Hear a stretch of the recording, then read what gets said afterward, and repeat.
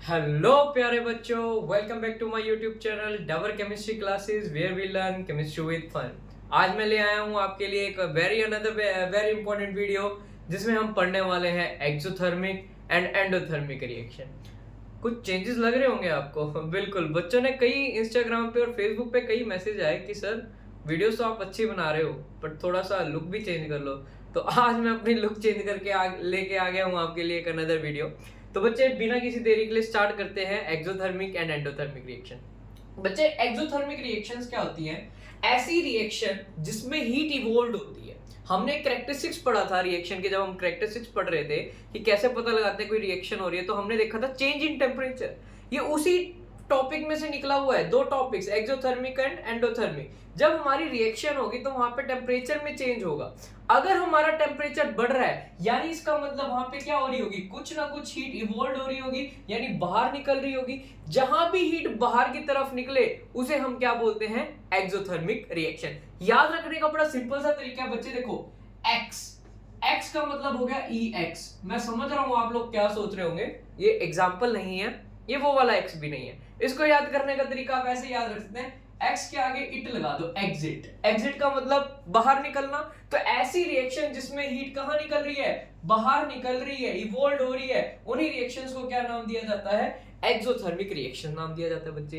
तीन बड़ी important example बता रहा हूं, इनसे एग्जांपल याद रखना, डायरेक्ट क्वेश्चन भी बन जाता है बोर्ड के एग्जाम में। तो आपको सिर्फ एक्सोथर्मिक रिएक्शन पे टिक लगा के आना है। तीन इंपॉर्टेंट रिएक्शन है एक्सोथर्मिक की। सबसे इंपॉर्टेंट रिएक्शन है आपकी रेस्पिरेशन रिएक्शन। एग्जांपल देख लो, सिंपल एग्जांपल, कार्बन और ऑक्सीजन को मिलके क्या बनता है? कार्बन डाइऑक्साइड, और साथ में हीट एनर्जी रिलीज आउट हो रही है। और हीट एनर्जी कहां से निकल रही है बच्चे? प्रोडक्ट साइड से, इसलिए इसको क्या नाम दिया गया? Exothermic reaction. अब respiration reaction, one of the important reaction. Respiration का मतलब सांस लेना बच्चे। तो हमारी बॉडी के अंदर क्या प्रेजेंट होगा? ग्लूकोज मॉलिक्यूल, इसको बोलते हैं हम ग्लूकोज C6H12O6 को। और साथ में जो ऑक्सीजन हम इनहेल करते हैं वो रिएक्ट करती है और क्या बनाती है? देखो, कार्बन और ऑक्सीजन मिलकर CO2 बनाएगा, हाइड्रोजन और ऑक्सीजन मिलके क्या बनाएगा? H2O, और साथ में एनर्जी रिलीज आउट हो रही है। अब एनर्जी रिलीज आउट हो रही है प्रोडक्ट साइड से, यानी एग्जिट हो रही है। तो ऐसी रिएक्शंस को ही हमने क्या नाम दिया बच्चे? एक्सोथर्मिक रिएक्शन नाम दिया। सेकंड मोस्ट इंपॉर्टेंट एग्जांपल है बर्निंग ऑफ नेचुरल गैस। इस नेचुरल गैस को एक और नाम देते हैं बच्चे मीथेन। याद रखना मीथेन, हम ये 4th चैप्टर में भी करेंगे। यहाँ पे CH4 को मीथेन बोला जाता है बच्चे, इसको बोलते हैं मीथेन। मीथेन की रिएक्शन ऑक्सीजन के साथ करवाई तो देखो C और O मिलके CO2 बनाएगा, H और O मिलके क्या बनाएगा? H2O, और साथ में क्या बनाएगा? हीट। अगर आपको ऐसे याद ना हो तो आप कैसे याद रखते हो? देखो CH4, तो इसको याद रख सकते हैं हम चोर से। ठीक है, चोर का CH लगाया और का हमने बना दिया 4, तो क्या बन गया हमारे पास? CH4। CH4 की रिएक्शन ऑक्सीजन के साथ करवाई, CO2 plus H2O plus heat बन गया। तीसरा एग्जांपल हमारे पास है बच्चे रोटनिंग। रोटनिंग का मतलब सड़ना। किसका सड़ना? वेजिटेबल मैटर, जितना भी ऑर्गेनिक मैटर होगा, वेजिटेबल, फ्रूट्स, इन सबके वेस्ट का सड़ना क्या कहलाएगा? वो भी हमारा क्या कहेगा? Exothermic reaction. तो आपके खेतों में जितनी भी खाद वगैरह डलती है, बनते हैं, तो जो कंपोजिट बनते हैं बच्चे, वो भी एक क्या है?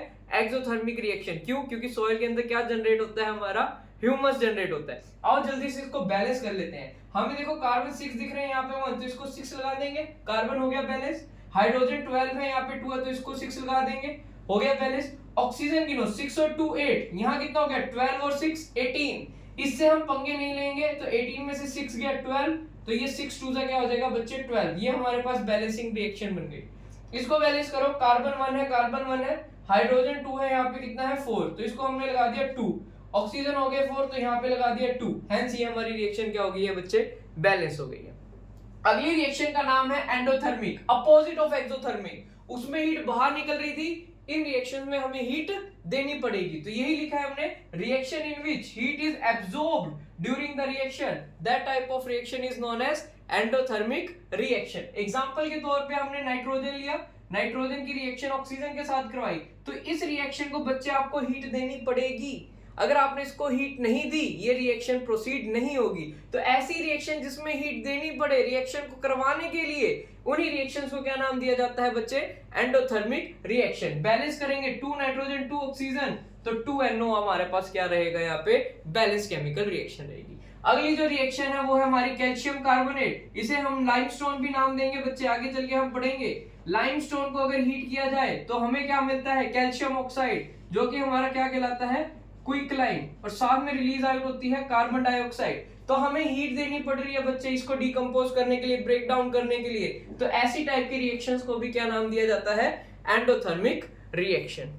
आई होप आप सभी को ये वीडियो पसंद आई हो और आपको आज एक्सोथर्मिक और एंडोथर्मिक रिएक्शन बिल्कुल याद होगी हो। ये इसी टॉपिक से बाहर कोई बोर्ड का एग्जाम नहीं आएगा, इस बात की गारंटी बच्चे मेरी है। आप बस मेरे साथ बने रहिए, हर एक वीडियो को वॉच कीजिए, चाहे तो 2x स्पीड पे, और शेयर करते रहिए और सब्सक्राइब करते रहिए आपका अपना YouTube channel Dawar chemistry classes. Till then have a good day.